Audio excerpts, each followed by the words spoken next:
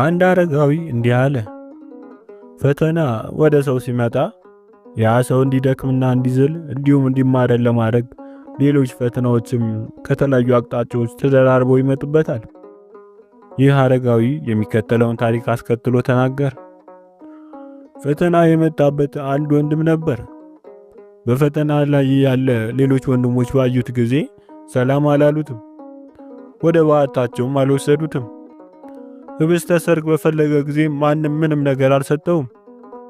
ከሥራ ሲመለስ በቤተክርስቲያን ይደረግ ወደ ነበረው ወደ አንድነት ማዕድ እንዲመጣ ማንም አልጋበዘውም።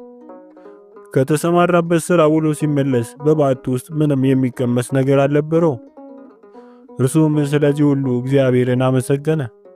እግዚአብሔርም ትዕግስቱን አይቶ ይህን ፈተና አራቀለት።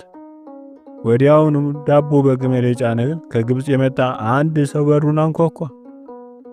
ያ ወንድም ግን ጌታ ሆይ ስለ ስምህ ስል ትንሽ መከራ እንኳን ለመቀበል የበቃው አይደለሁም ማለት ነው እያለ አለቀሰ። ፈተናው ሲያልፍ እነዛ ወንድሞች በሰላምታቸው ሆነ በፍቅራቸው እንደ ቀድሞ ሆኑለት፣ በበዓታቸውም ተቀበሉት። ወንድሞች ከአረጋውያን አንዱን ከባድ የሆነ የቤቱና ተጋድሎንና አስጨናቂ ትርምቱን እንዲቀንስ ለመኑት። እርሱ ግን እንዲህ ብሎ መለሰላቸው። ልጆቼ ሆይ አብርሃም የእግዚአብሔርን ታላቅ ስጦታ ሲያይ የሚጸጽተው በኋላ ድካሙ ሳይሆን ቀደም አድርጎ ባለመጋደሉ እንደሆነ ነግራችኋለሁ። አንድ አረጋዊ ውሃ ካለበት ቦታ 12 ማይል ያህል ከሚርቅ በረሃ ይኖር ነበር። ሁል ጊዜ ውሃ ሊቀዳ በሄደ ቁጥር ከድካሙ የተነሳ ይህ ድካሜ ምን ይጠቅመኛል? ወደ ውሃው ቀረብ ብዬ እኖራለሁ እንደዚህ ይል ነበር። አንድ ቀን እንዲህ እያለ ሲሄድ ወደ ኋላ ዞር ሲል አንድ የሆነ ሰው አብሮት እየሄደ እርምጃውን ሲቆጥር አየው።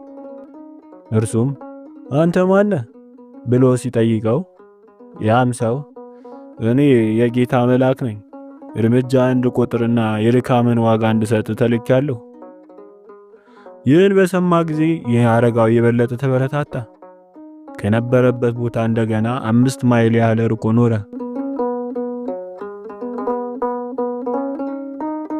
አንድ ወንድም አንድን አረጋዊ እያደረኩት ያለሁት ነገር እንደ መነኩሴ አይደለም፣ ምን ላድርግ? እበላለሁ፣ እጠጣለሁ፣ እንዲሁም ያለ ሐሳብ እተኛለሁ። ክፉ ሐሳብ አለብኝ። ከአንዱ ሐሳብ ወደ ሌላው በመገለባበጥ በከባድ ችግር ላይ ነኝና ብሎ ጠየቀው።